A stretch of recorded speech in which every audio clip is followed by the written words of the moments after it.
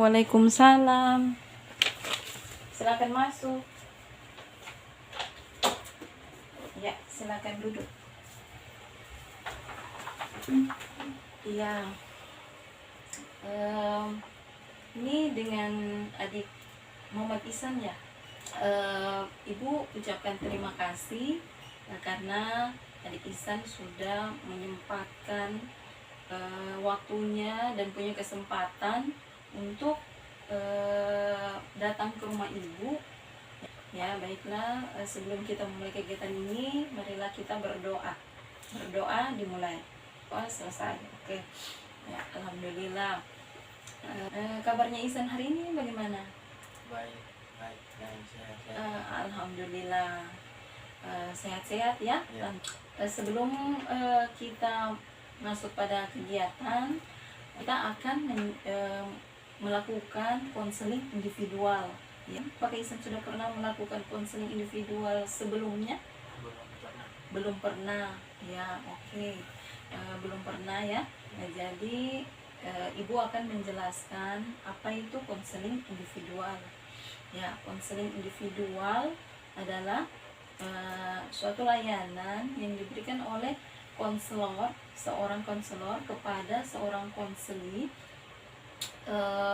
untuk membantu konseli tersebut untuk memecahkan masalah yang dia alaminya. Kerahasiaan dalam kegiatan ini, masalah Ihsan yang akan Ihsan ungkapkan nanti akan aman sama ibu. Ya, tidak akan ibu jamin tidak akan diketahui oleh orang lain. Ya, jadi yang tahu cuma Ihsan, ibu dengan Tuhan ya. Ya, oke. Kemudian dalam kegiatan nanti ibu berharap Ihsan bisa terbuka ya dalam mengungkapkan masalahnya. Ihsan cerita saja masalah-masalah apa yang Ihsan alami. Ihsan cerita dengan ibu. Ya, oke. Jadi percaya sudah ya dengan ibu. Kegiatan yang kita akan lakukan ini yaitu berupa konseling individual dengan teknik self management, di mana di dalam self management ini masalah yang Ihsan alami itu nanti yang menentukan pilihan-pilihan untuk mengatasi masalah itu dari Ihsan ya. Seperti apa yang Ihsan inginkan untuk mengatasi masalah yang Ihsan alami. Kemudian nanti Ihsan pula yang akan menentukan langkah-langkah yang akan Ihsan lakukan untuk mengatasi masalah yang Ihsan alami. Ya, ngerti ya Ihsan? Ngerti. Ya, oke.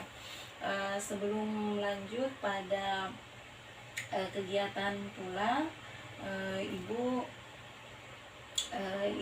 akan menanyakan kepada Ihsan bagaimana. Apakah Ihsan ada yang mau ditanyakan kepada ibu terlebih dahulu? Oh, tidak ada. Jadi kita lanjut saja ya. Ya, oke. Karena Ihsan sudah mengerti apa yang akan kita lakukan pada kegiatan ini, Pak Ihsan mengungkapkan permasalahan yang Ihsan alami itu seperti apa.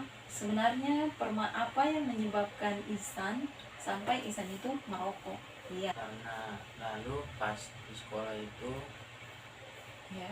ada teman yang bawa rokok. Oh, ada temannya yang Ya. membawa rokok. Ya, kemudian Terus situ kita ada ke kantin, ya. diajak aku pergi kantin. Ya. Di situ aku nggak tahu kalau dia bawa rokok. Ya, terus. Baru mereka di situ banyak. Ya. Nah, baru orang kasih keluar rokoknya. Nah, sudah orang ajak aku.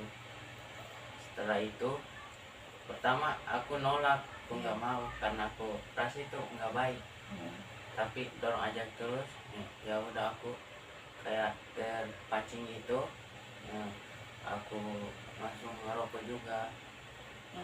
Ya, jadi Pas di situ aku ngerasa nyesel gitu. ya, jadi awalnya Ihsan terpengaruh dengan teman-temannya ya. Ketika Ihsan merokok itu apa yang Ihsan rasakan? Kayak pertama tuh kayak terbakar gitu, tapi pas udah kedua kalinya udah biasa aja. Awalnya batuk-batuk ya. Ya, masih Ah, ada waktu. Ya, batuk-batuk karena diri Isan sebenarnya belum tidak siap untuk menerima itu ya. Ya, kemudian setelah coba-coba dan gabung-gabung dengan teman, akhirnya sudah jadi kebiasaan. Kira-kira hal-hal apa yang Isan inginkan untuk merubah kebiasaan Isan itu yang tadinya merokok menjadi kembali seperti sebelumnya, yang tadinya tidak merokok lagi. Ya, hal apa yang akan Isan lakukan? Ya, yang pertama apa itu? Pertama, kayak tidak kumpul-kumpul dengan teman. Ya, yang pertama tidak lagi kumpul-kumpul dengan teman yang merokok. Ya.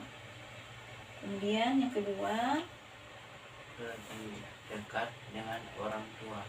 ya, lebih dekat dengan orang tua.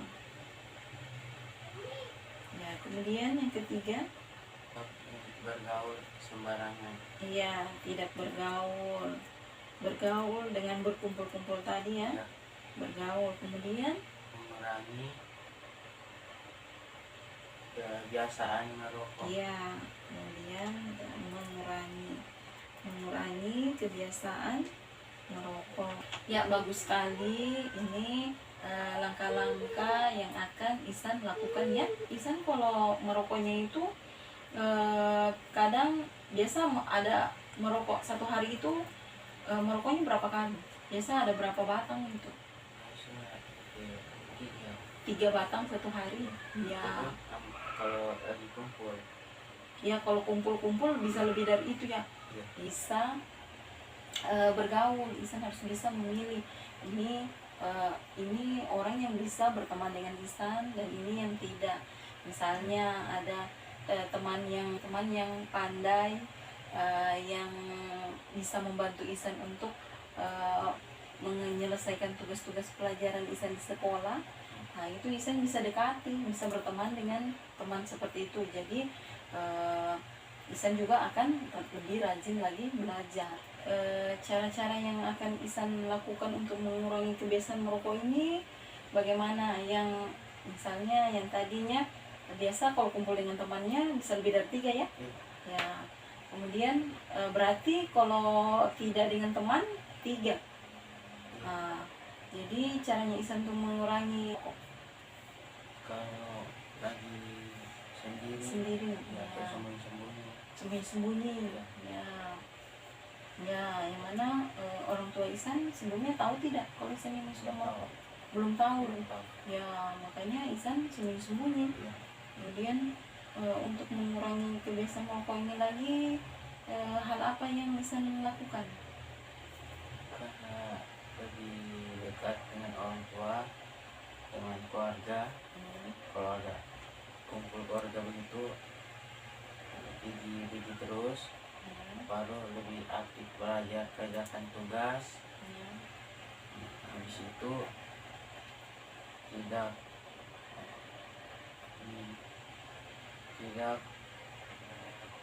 mudah terpengaruh ya. Tidak mudah terpengaruh. Iya, dengan teman-temannya. Oke.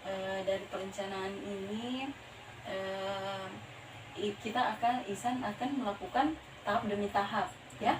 Ya, jadi Isan yang pertama tadi Isan akan mengurangi pergaulan dengan mengurangi teman kumpul-kumpul, tidak ikut kumpul-kumpul dengan teman-teman yang suka merokok tadi. Nah, itu kira-kira bisa Isan lakukan? Ya, bisa. Kemudian yang kedua, lebih dekat dengan orang tua. Orang tua itu akan melakukan apa saja yang terbaik untuk anaknya. Ya, kemudian yang tadi mengurangi kebiasaan merokok. Ya, dari kebiasaan ini tadi, jadi Isan sudah bisa menghindar dari teman-temannya. Nah, jadi tinggal yang tadinya merokok tinggal 3 batang itu kalau bisa Ihsan bertahap, secara bertahap saja Ihsan kurangi. Misalnya kalau sendiri seperti tadi saya bilang menyendiri, di saat sendiri tidak dilihat orang lain, nah Ihsan di situ merokok lagi kan. Nah jadi kalau bisa Ihsan kalau ada keinginan lagi untuk merokok, Ihsan coba melakukan sesuatu hal, berkumpul dengan saudaranya kah, dengan orang tua. Jadi hal-hal yang tadi yang ingin merokok itu bisa terlupakan ya. Nah, ya Ihsan boleh bacakan ini masalah-masalah yang muncul bagi pelajar perokok ya. Coba Ihsan boleh baca. Masalah yang muncul bagi pelajar merokok. 1. Mengganggu presentasi belajar di sekolah. Ya, prestasi belajar. 2. Kecanduan saat memutuskan berhenti merokok. Ya, Maka gejala penarikan seperti depresi, insomnia, mudah marah, dan masalah mentalnya dapat berdampak negatif pada kinerja sekolah dan perilakunya. ya, 3. Perkembangan paru-paru terganggu. ya, 4. Terlihat lebih tua dari usianya. ya, 5. Lebih sulit sembuh saat sakit karena rokok mempengaruhi sistem imun dalam tubuh. 6. Sering memiliki jerawat atau masalah kulit lainnya serta menimbulkan plak pada gigi. ya, ya, oke. Ya, Ihsan sudah tahu kan? Nah, dampak negatifnya bagi pelajar itu apa? Ya, kita meminta Ihsan untuk mengisi LKPD yang telah Ibu buat. Ya, oke. Ibu persilakan Ihsan untuk mengisi. Ada 3 pertanyaan di situ yang boleh Ihsan jawab. Ya, silakan. Oh, ya, sudah. Nah, oke. Terima kasih Ihsan telah mengisi LKPD ini. Kemudian Ibu akan menanyakan dari kegiatan yang telah kita lakukan ini, hal-hal apa yang menurut Ihsan yang Ihsan dapatkan dari kegiatan konseling ini ya. Nah, bisa Ihsan jelaskan? Hal yang saya dapatkan dari kegiatan bimbingan konseling ini bisa dapat mencegah Ya, untuk keseringan merokok ya, dan ya, mendapat banyak pelajaran ya, agar tidak membohongi orang tua, ya, tidak salah milih teman, ya, ya. dengan tidak bertindak terlalu gegabah. Ya, dalam mengambil keputusannya. Iya. Ya, kemudian sebelum kita mengakhiri kegiatan ini, Ibu akan memberikan lagi satu angket kepada Ihsan. Mana yang menurut Ihsan sesuai dengan yang Ihsan alami, silakan diisi. Ya, ya, oke. Dari yang Ihsan sudah isi ini, ya, Ihsan sudah memperoleh pemahaman baru, kemudian senang. Bagaimana perasaannya mengikuti kegiatan ini? Sangat senang dan mendapat banyak pengetahuan, Ya, dan terbantu ya. Ya. Ihsan merasa terbantu tidak? merasa terbantu. Sangat terbantu ya. Siap untuk menjalankan apa yang telah diputuskan dalam konseling tadi. Ya, hal-hal yang telah yang dari Ihsan sudah tentukan tadi. Nah, jadi Ihsan di sini siap ya Siap. untuk menjalankan langkah-langkah untuk mengatasi, untuk mengurangi kebiasaan Ihsan merokok tadi ya. Sebelum kita mengakhiri konseling ini, Ibu mengucapkan terima kasih banyak kepada Ihsan ya yang sudah berkesempatan untuk datang kepada Ibu, bisa, dan Ihsan juga bisa untuk menentukan langkah-langkah yang akan Ihsan lakukan sendiri Dan ibu akan nanti mengontrol lagi ya, Ya. pada pertemuan selanjutnya. Ada nanti ketika mungkin minggu depan Isan punya kesempatan lagi, ya Isan boleh datang kepada ibu dan ibu akan menunggu. Nanti tinggal WA saja ibu. Ibu juga akan melihat perkembangan dari Isan bagaimana. Kita akan buat kesepakatan lagi waktu selanjutnya akan bertemu. Iya, Isan, apakah Isan siap? Siap. Ya, oke. Baik, terima kasih. Sebelum diakhiri, marilah kita berdoa. Semoga kegiatan ini bermanfaat untuk Isan khususnya, dan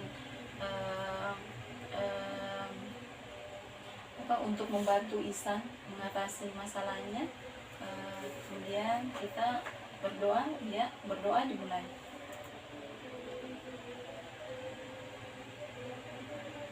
Oke, berdoa selesai. Alhamdulillahirrabbilalamin.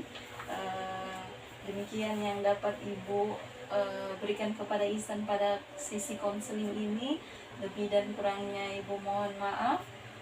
Wabillahi taufiq wal hidayah. Assalamualaikum warahmatullahi wabarakatuh.